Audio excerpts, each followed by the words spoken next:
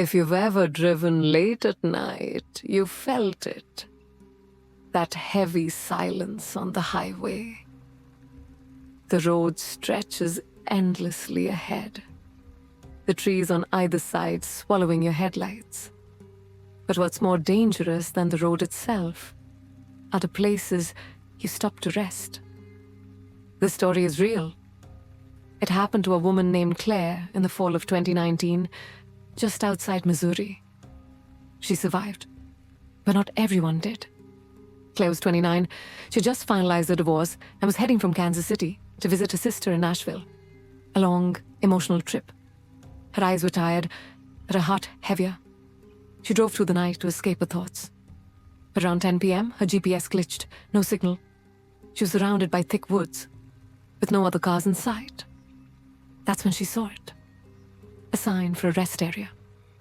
Rest area, mile marker, 238, next rest stop, 72 miles. She hesitated. The sign was old, the lettering faded. Something about it felt off. But her eyelids were getting heavy, and her gas tank was low, so she pulled in. The lot was almost empty. Just 2 cars. One parked in the far corner with no lights. The other, a rusted green pickup with all the windows rolled down, even though it was 41 degrees outside. The building was lit by flickering yellow lights, the kind that buzz like a dying wasp caught in a lamp.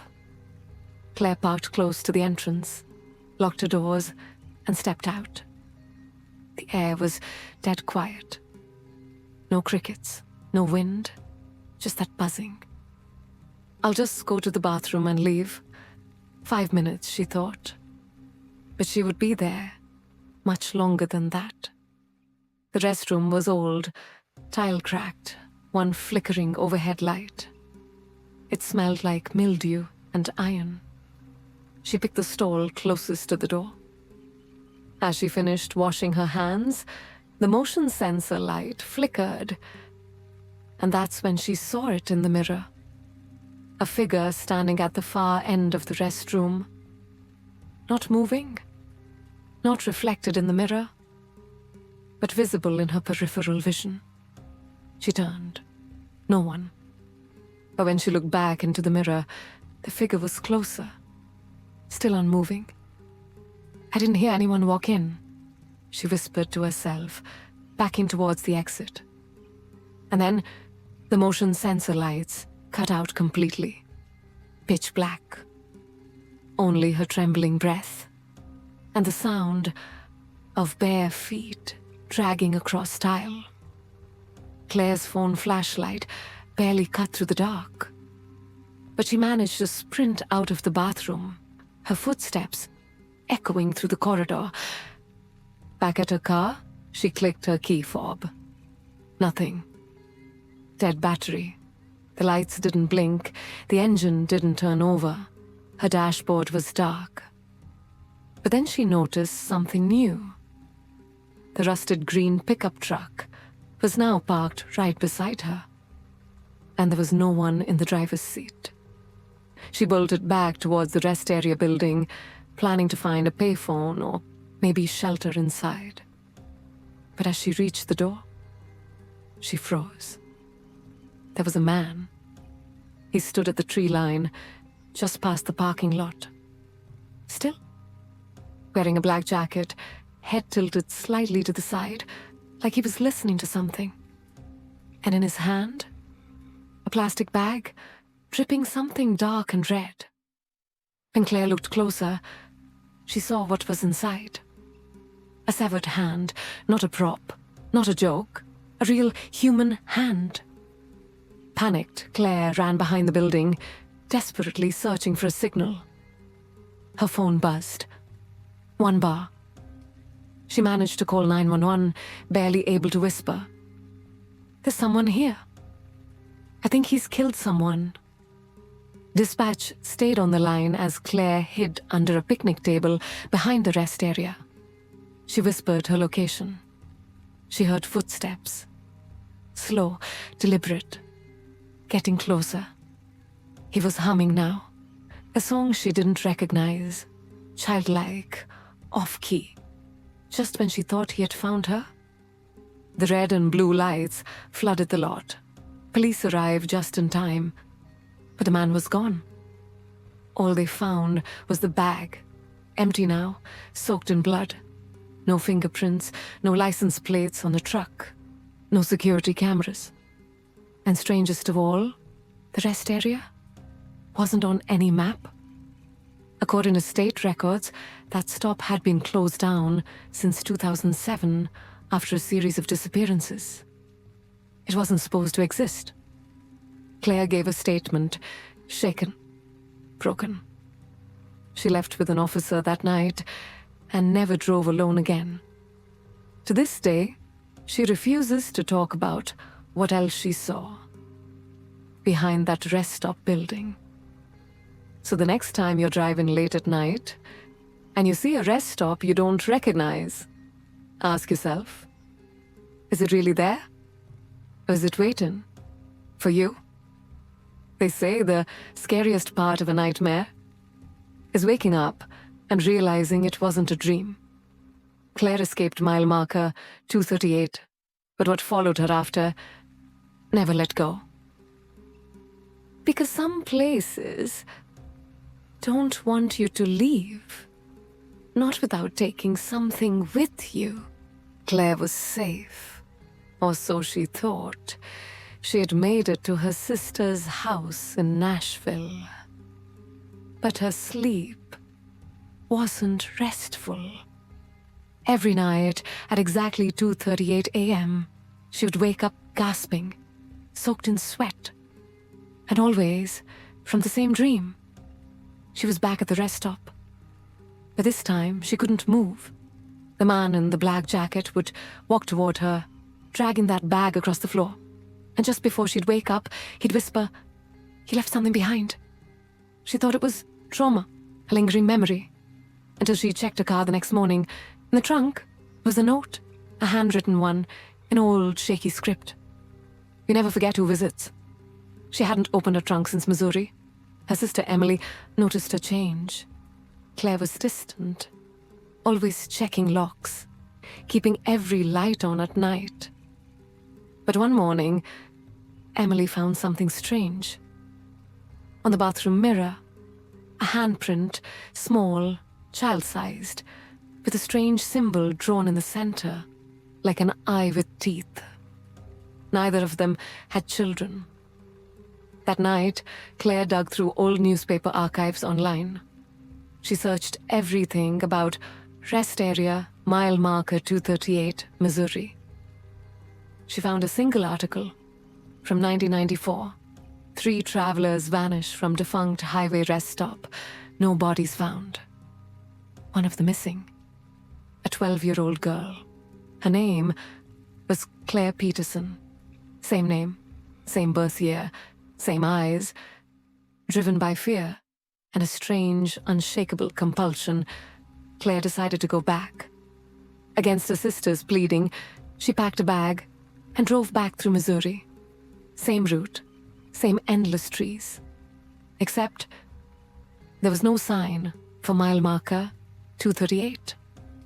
She drove 100 miles. Nothing. She started to believe maybe it was gone, until her radio glitched and buzzed with static. And through the white noise, a child's voice whispered, "Keep driving." At 2:38 a.m., her headlights cut through fog, and there it was. The rest stop, just like before, waiting for her.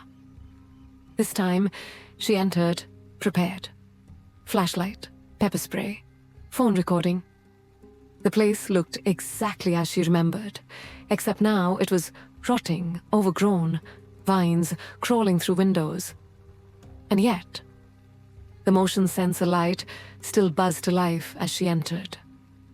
In the bathroom mirror, she saw her reflection blink, but she hadn't. She wasn't alone. From a stall, she heard a child's giggle, then scratching, then a voice. "You're the one who lived, but we didn't. That's not fair." The stall door creaked open. Inside, etched on the wall in deep, jagged cuts. Claire belongs to us. Terrified, Claire ran out, only to find her own car missing. And in its place, a red tricycle, old, rusted, spinning slowly. Suddenly, from the trees, dozens of eyes opened in the dark. Children, shadowed, silent, watching her. And the man in the jacket? He stepped out from behind the trees. But his face was her face. A distorted, lifeless version. Like someone had worn her like a mask. She screamed and everything went black. Claire woke up in her own bed at her sister's house. She thought it was just a nightmare until she checked her voicemail. Claire? This is Officer Reyes from Missouri Highway Patrol. We got a strange tip this morning. Someone left your driver's license on the door of an abandoned rest stop off I-44, mile marker 238. There's just one thing. That stop's never been real. It's not on any record, Claire. Not even in the old blueprints. We had 3 officers go out there. They found blood and teeth. You need to come in. She never went. Because when she looked in the mirror that morning, her reflection didn't blink back. Rest stops are supposed to give you a break, but some only exist to take what you won't realize is missing until it's far too late. You thought she escaped. But mile marker 238 doesn't let go. It waits, it watches, and when it's ready, it calls you back. Claire was never the only one. She was just the first to talk. Meet Jason, 41, a long-haul trucker. Veteran, no nonsense, no superstitions. He's driven every major route in the Midwest. But on a rainy spring night in 2024, Jason took a wrong exit, trying to find a rest stop between Springfield and Rolla, Missouri. His GPS glitched, his radio cut to static, and there it was again. Rest area, mile marker 238. But this time it looked brand new, clean, lit, modern, almost too perfect. That was my first red flag, Jason said. It looked like it had never seen a storm, even though the trees around it were torn up. He parked his rig, killed the engine, and went in to stretch his legs. He wouldn't make it back for 7 hours. Jason entered at 12:42 a.m.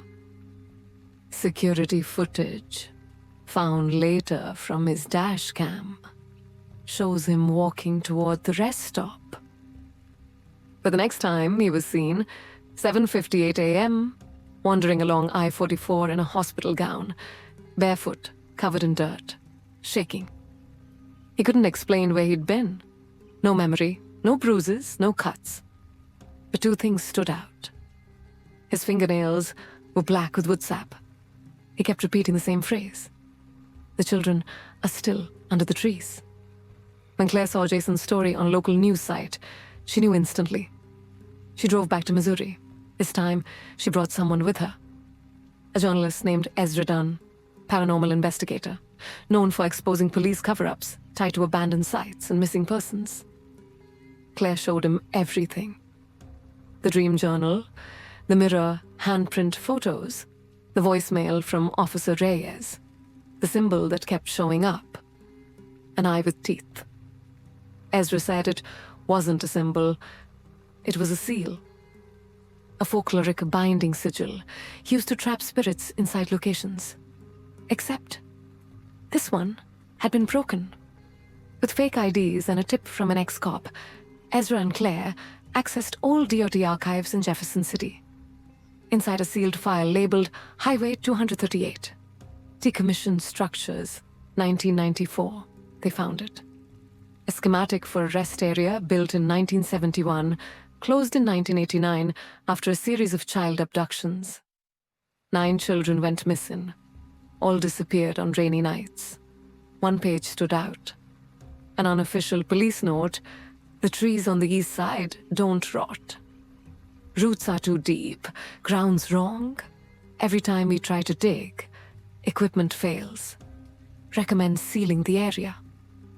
Another note written in red ink, nearly unreadable: they're not ghosts, they're something older, buried, fed by fear. And it all starts when the wrong person says yes to the wrong stop.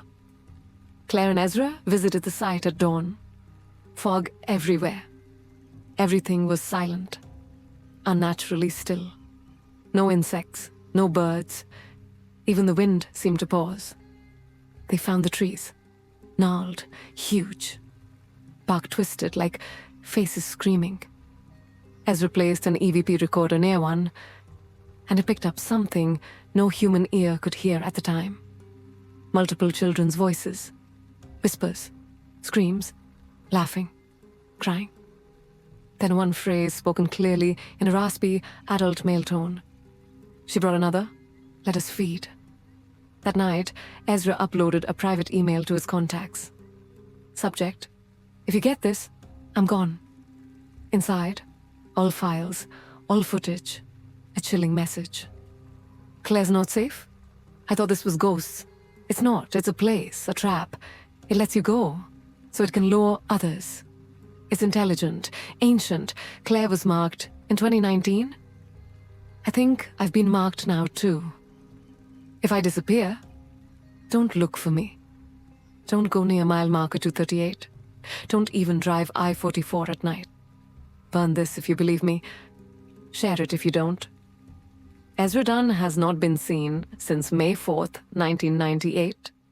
Claire is alone again. She doesn't sleep much.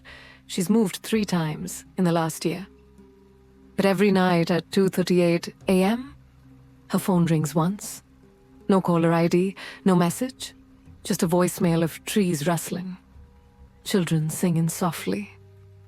And sometimes, a voice whispers at the end, "It's time to come home, Claire." Not every rest stop is on a map. Some were built to cover something up. Others were never meant to be found at all. But once you stop at mile marker 238, you're never really alone again.